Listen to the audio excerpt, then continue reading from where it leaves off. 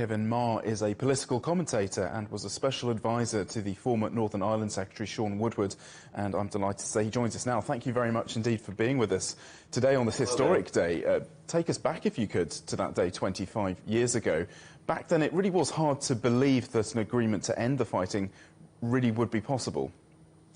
Yes, there have been stop-start initiatives throughout the 3 decades of what became known as the Troubles. And of course, what preceded the Troubles was attempts by Catholic nationalists to try and moderate and improve the very sectarian state that they lived in Northern Ireland. Northern Ireland was created, of course, in 1921 and then run really as a Protestant unionist fief for 5 decades, where Catholics were on the end of terrible discrimination and inequality. So there was an attempt to try and improve and modify it, which was battened down, protesters beaten off the streets by the Stormont government. And then, of course, you ended up with the Troubles igniting very forcefully from the late 1960s right the way through to the late 1990s.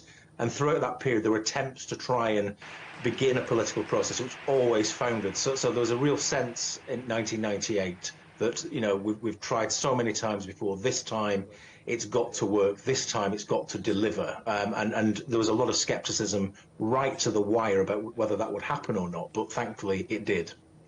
Absolutely. And Rishi Sunak, the current British Prime Minister, saying today that there is still work to be done. And of course, power sharing is still suspended in Northern Ireland. Could we say that the Good Friday Agreement has delivered on its promises? Does it still work? It does. I mean, you've only got to look at everything that has preceded the Good Friday Agreement in Northern Ireland. Northern Ireland has been a disaster for 100 years. It's an artificial construct anyway, stemming from the British Empire's removal from the rest of the island of Ireland. It created Northern Ireland as a backfoot compromise to reward loyal Protestant unionists, and pretty much Westminster and the British government took its eye off the ball for a very long time and allowed things to curdle there. So the Good Friday Agreement represents an honest and decent settlement where power sharing between Catholic nationalists and Protestant unionists is put at the centre of it, and there can't be an executive unless both sides agree to participate. And of course, you're right, over this 25 years there have been various points when the devolved institutions, the Assembly and the Executive, have foundered and have been mothballed for a very long period of time. So over the 25 years, probably 40% of the time, the institutions haven't functioned properly. But in an instant, it is still preferable to everything that preceded it from that point in 1998. An honest and decent settlement, you call it. The former Taoiseach, or Prime Minister of the Republic of Ireland, Bertie Ahern, one of the architects, of course, of the 1998 agreement. Now, he's suggesting that there should be a review of it. Is that something that might happen? Would people support that?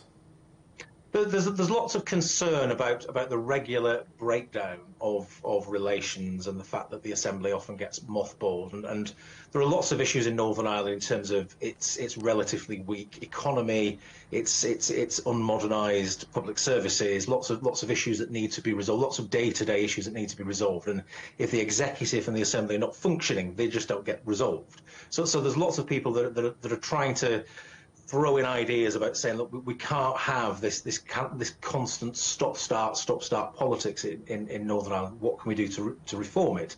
Now, the fact is that Northern Ireland, you know, as I say, is desperately ill-considered to begin with, and just doesn't make an awful lot of sense. One of the key provisos in the agreement is the prospect of a referendum in due course on the unification of the island of Ireland. And that's pretty much why Republicans and the IRA ended their campaign to be able to pursue their traditional goals through exclusively peaceful democratic means. And we're getting much, much closer to the point where that issue of Irish unification and a referendum on Irish unification is going to have to be broached. And a lot of the politicians, both in Dublin and in Westminster, like to kick the can along the road as though this isn't really a pressing issue.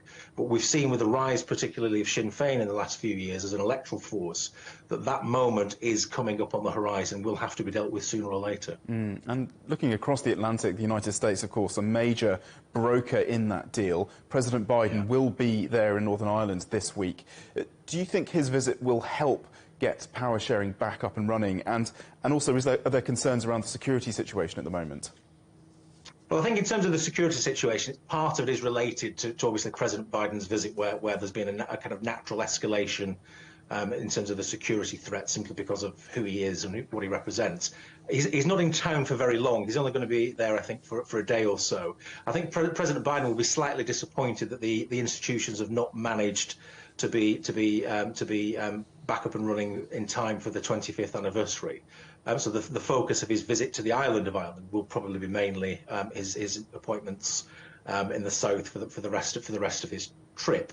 Now, I mean, you know, certainly with his presence, it will begin to focus minds, particularly amongst unionists who are the ones holding out at the moment and refusing to participate in the devolved institutions. It will feel to them, I think, a very lonely place where the eyes of the world are on Northern Ireland, and there's so much goodwill there that they're the ones that really have got to move. And I think there'll be a lot of pressure, subtle pressure, soft power brought to bear over coming days and through this week to try and get them to relent and go back into the power-sharing executive. Kevin Meagher, really great to get your thoughts on this, the 25th anniversary of the Good Friday Agreement. Thank you very much indeed. Thank you.